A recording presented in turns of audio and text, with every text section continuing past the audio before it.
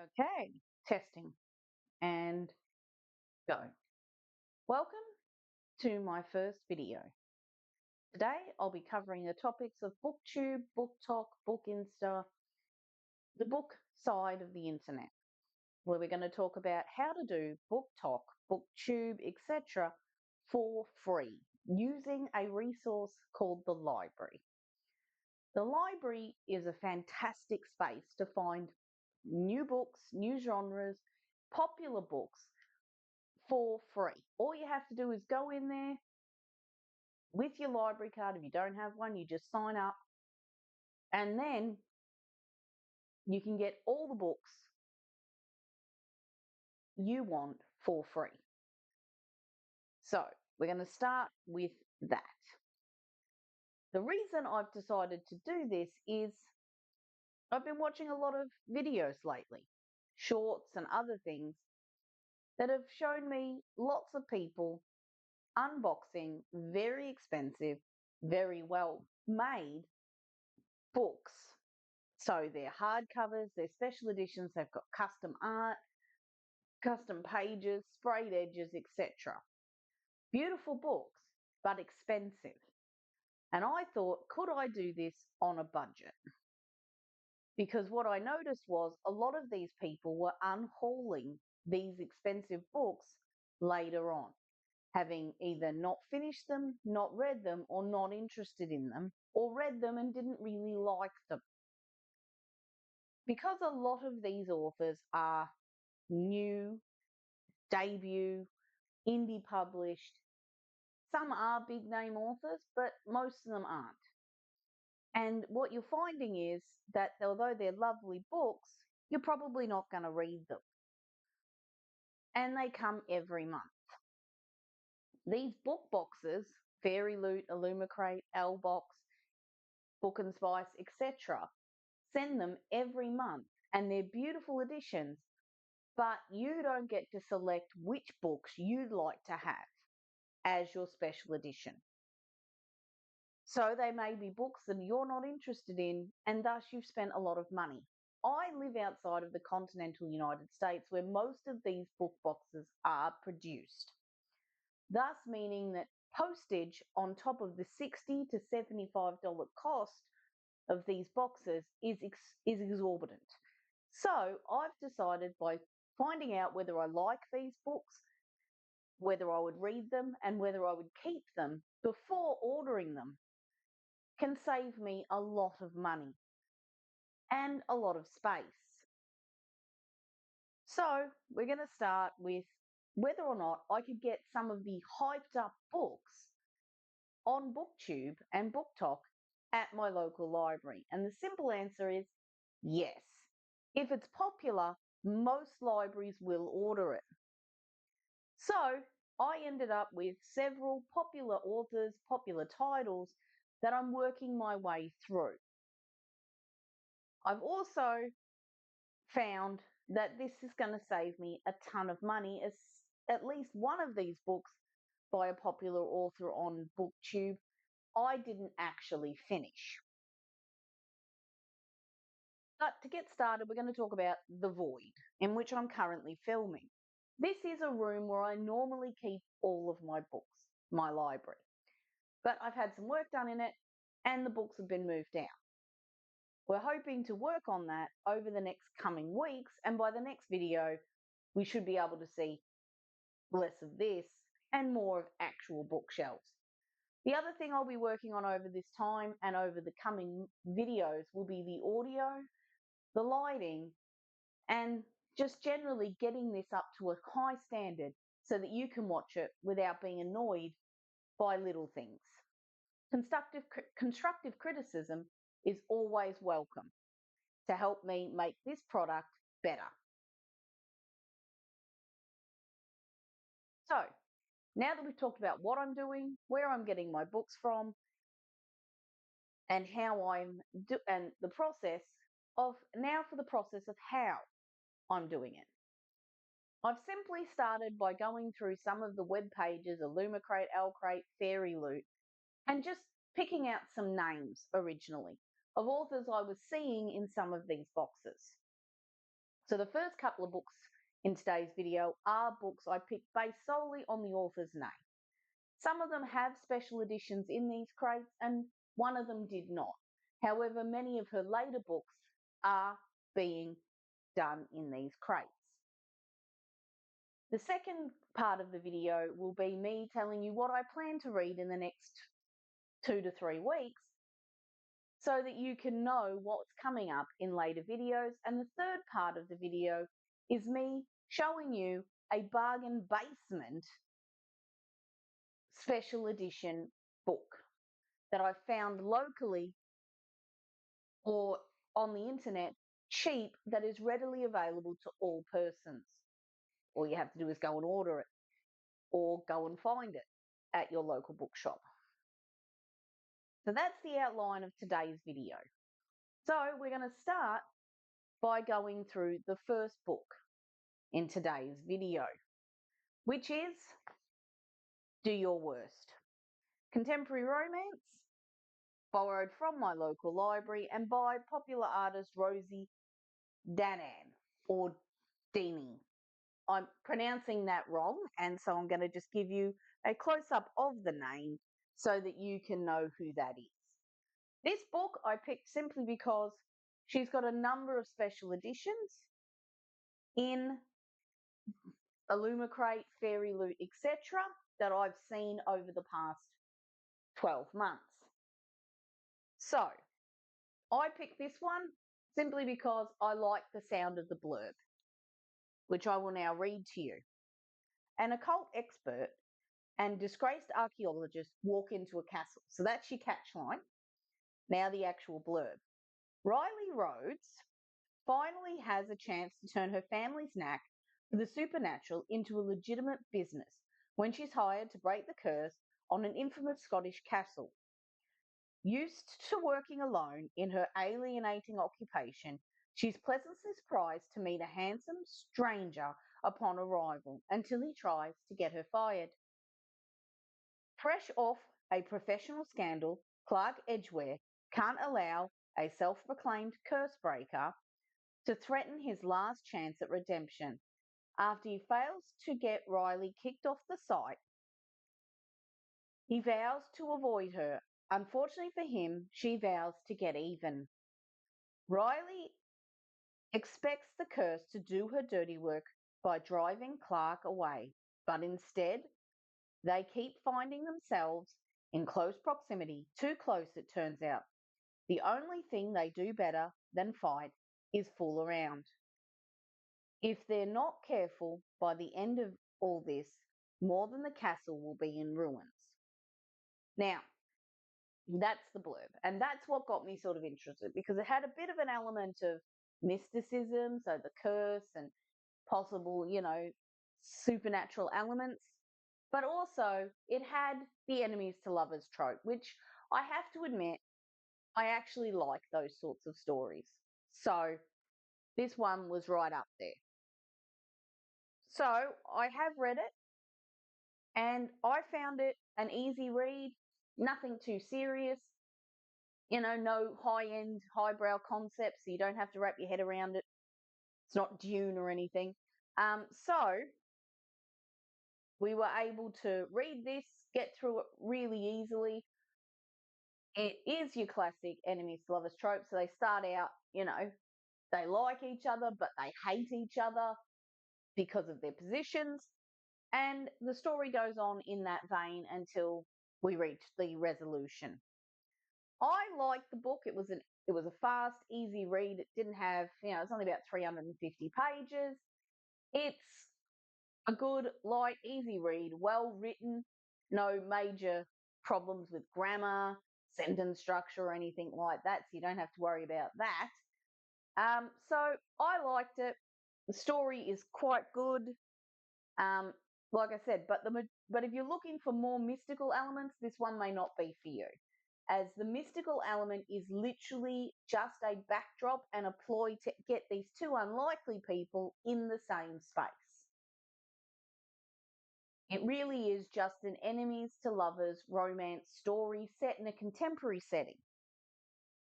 So that's the first book, Contemporary Romance, Do Your Worst. What I'm now going to look at is the second book of what I've read for this past few weeks, The Tethered Mage by Melissa Curso. Now, she has a number of her later books are in illumicrate with special editions. This one, however, is not. It's one of her first books, so I thought that was a good place to start. Also got this one at the local library. No wait. It's a fantasy. So this one is a fantasy with world building and so forth. As you can see, that's as far as I got. This is actually a did not finish book. I have not finished it, and I have no plans to finish it. The book is well written. It's clear. The world is very well described. It's very visual. I felt very like I could be at home in the world. I understood the setting, the castles, all of that.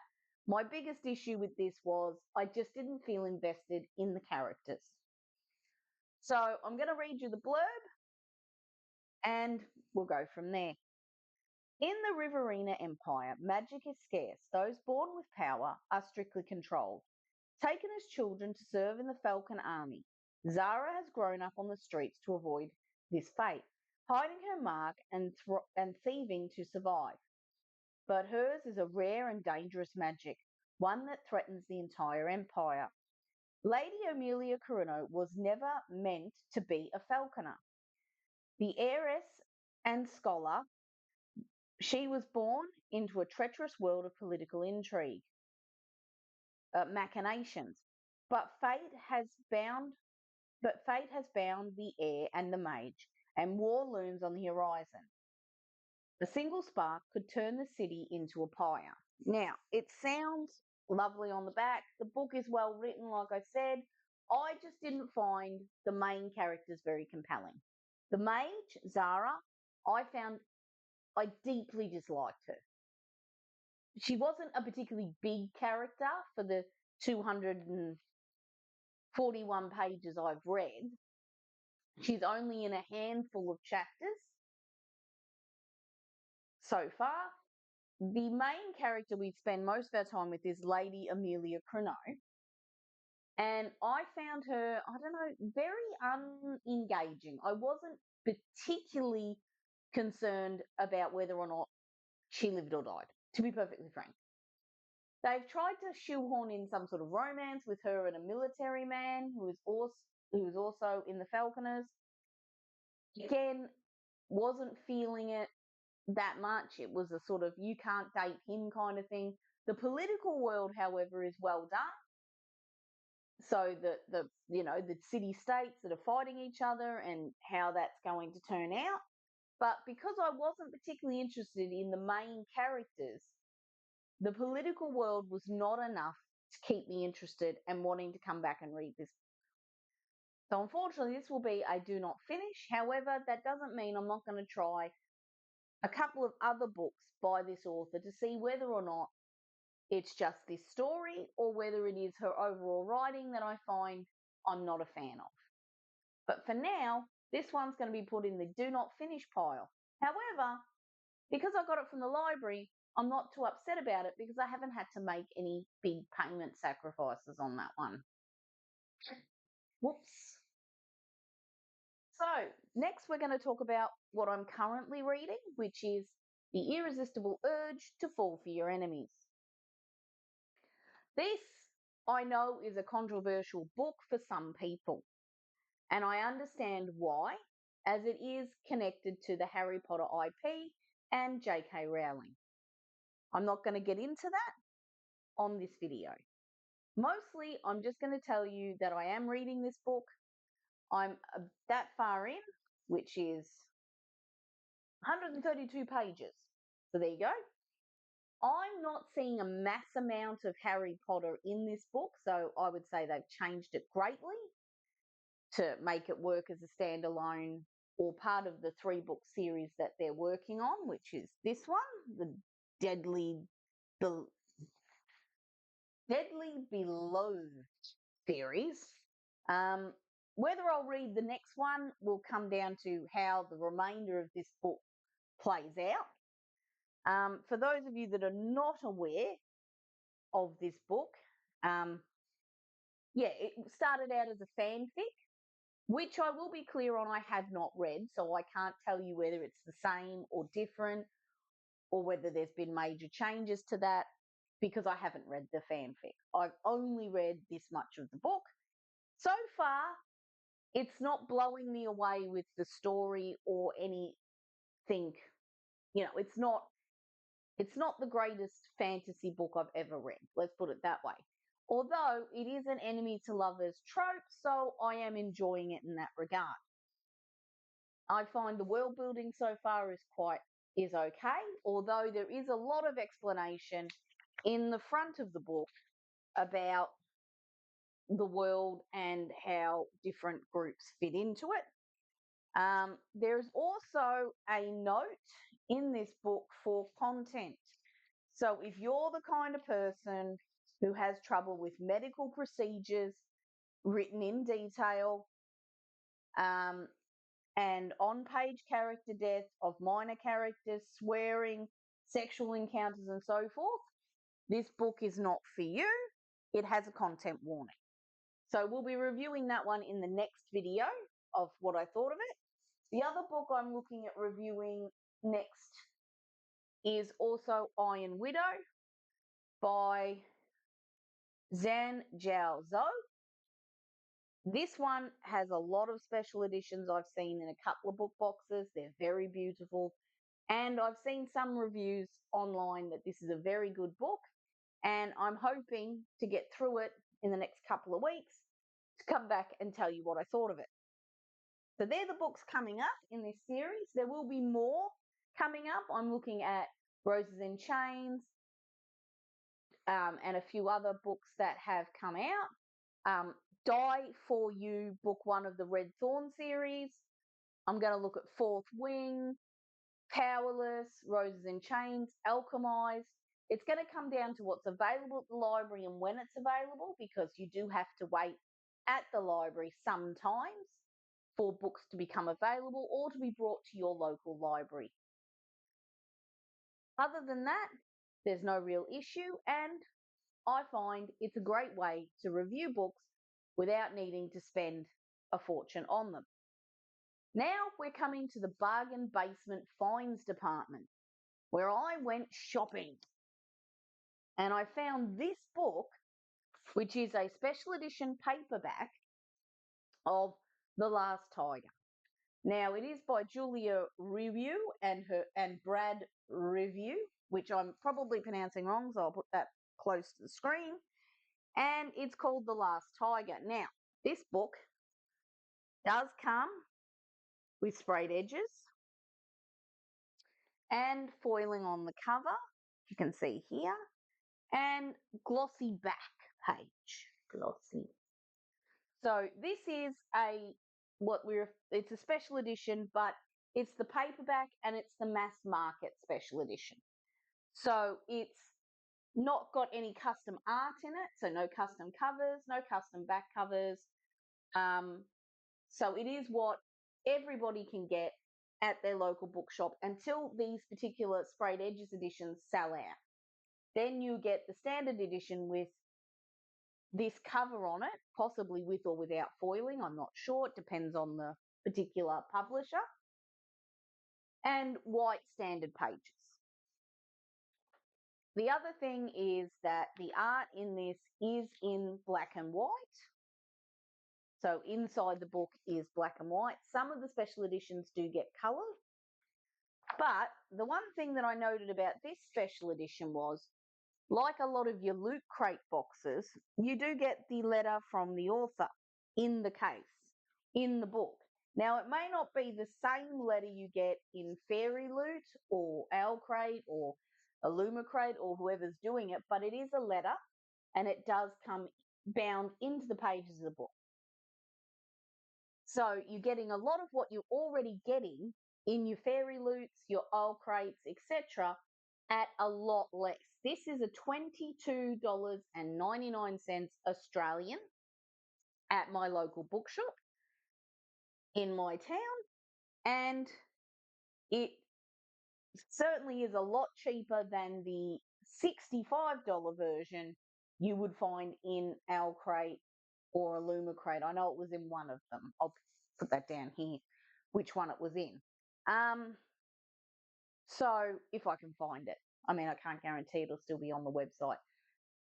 But it is cheap compared to those books, and it will still look great either facing this way on your bookcase or facing this way on your bookcase. I haven't actually read this. I just saw it and thought I really, really like the look of that book. And it was cheap enough that I could say to myself, I could buy that and I'm not going to be too disappointed if it's not fantastic. But so, and the blurb sounded interesting. So I'll read that to you for today's entry. In the colonized land where tigers are being hunted to extinction and ancient magic stirs, two star-crossed teens from opposite worlds, Li Zhang, a servant yearning for freedom, and Choi Enji, a noble girl defying tradition, join forces and try to reshape their respective fates. As their relationship evolves from begrudging acceptance to bitter adversaries, they soon find themselves on opposite sides of the battle over the last tiger, a symbol of their people's freedom and the key to the liberation of their country. Neither Zhang nor Enji can abandon their mission or each other as they embark on separate quests to find the elusive creature. Each must also find the power within themselves to make their own destiny. I like the sounds of that.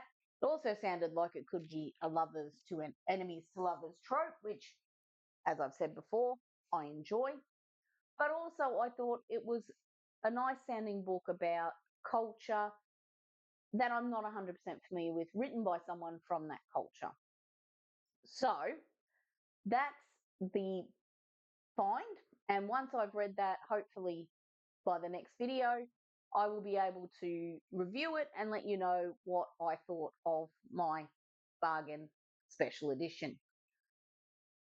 That's today's video. Thank you for watching. Like, subscribe, share, and I'll see you in the next one. Bye.